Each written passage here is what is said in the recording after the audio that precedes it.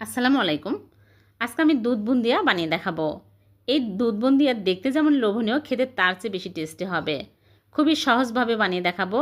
এই ভিডিও দেখে যে কেউ খুব সহজে বানিয়ে নিতে পারবেন। খুবই কম সময়ে ঝটপট বানানো হয়ে যায়। তাহলে চলুন দেখে নিই। প্রথমে একটা বোলের মধ্যে নিয়ে নিচ্ছি গুঁড়া দুধ। এখানে আমি 1.5 কাপ গুঁড়া দুধ নিয়েছি। আর এর মধ্যে দিয়ে দিচ্ছি ডিম। এখানে ছোট সাইজের একটা ডিম ভেঙে দিয়ে দিচ্ছি। এখন আমি ভালো করে মাখিয়ে নিব। নরম করে মেখে নিতে হবে, শক্ত হলে কিন্তু ভালো হবে না। একদম নরম করে স্টিকি করে মেখে নিতে হবে। এরকম নরম হবে। আমি ঢেকে রাখবো 5 মিনিট। 5 মিনিটে সেট হয়ে যাবে।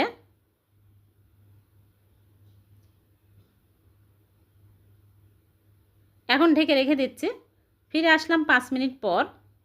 সেট হয়ে গেছে, হাতের সাথে আর লেগে আসছে না। এখন এরকম করে অল্প অল্প করে নিয়ে আমি ছোট ছোট করে লেচি কেটে নিব। এরকম করে ছোট ছোট করে বানিয়ে নিতে হবে। আর হাতে তেল লাগিয়ে নেবেন, তাহলে তাড়াতাড়ি বানানো সুবিধা হবে।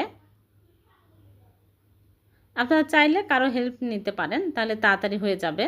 সময় লাগে না, খুবই কম সময় হয়ে যায়। আমার তো একাই খুবই কম সময়ে হয়ে গেছে। এরকম ছোট ছোট করে লেচি কেটে নেবেন, তাহলে খুব সুবিধা হবে, তাড়াতাড়ি হয়ে যাবে। দেখুন হয়ে গেছে সবগুলো বানানো, অনেকগুলো হয়েছে। এখন এক সাইডে রেখে দিচ্ছি। আর এদিকে আমি চুলে একটা প্যান বসিয়ে দিয়ে দিচ্ছি লিকুইড দুধ। এখানে 3 কাপ লিকুইড দুধ দিয়ে দিচ্ছি।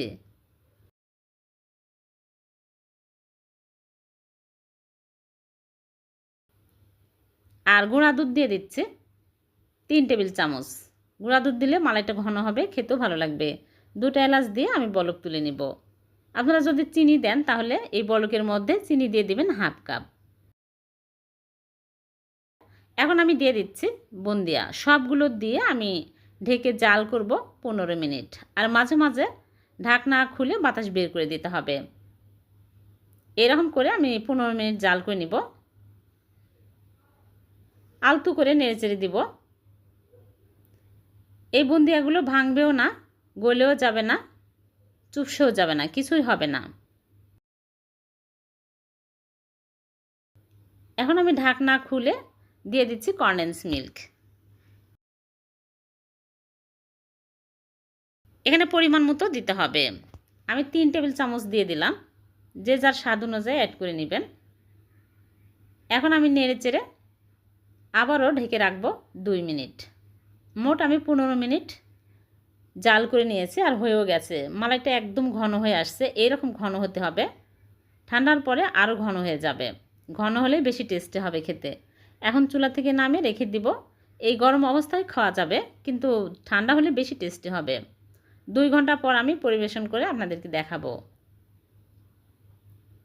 ফিরে আসলাম 2 ঘন্টা পর। দেখুন কতটা লোভনীয় হয়েছে। এখন আমি পরিবেশন করে নিচ্ছি। গুঁড়া দুধ আর একটা ডিম দিয়ে এভাবে দুধ বুন্দিয়া বানিয়ে দেখবেন, মুখে লেগে থাকবে এর স্বাদ। এর সে টেস্টি আর বুন্দিয়া হতে পারে না, এতটাই মজার হয়েছে। আপনারা বাড়িতে না বানিয়ে না খেলে বুঝতেই পারবেন না। দেখেই বোঝা যাচ্ছে কতটা মজার হয়েছে। বাড়িতে অবশ্যই ট্রাই করবেন। চ্যানেল থেকে দেখে থাকলে চ্যানেলটিকে সাবস্ক্রাইব করে চ্যানেলের সাথে থাকবেন। আর পেজ থেকে দেখে থাকলে পেজটিকে ফলো দিয়ে পাশে থাকবেন। আবারও দেখা হবে এরকম নতুন কোনো রেসিপিতে। সে পর্যন্ত ভালো থাকবেন, সুস্থ থাকবেন। আল্লাহ হাফেজ।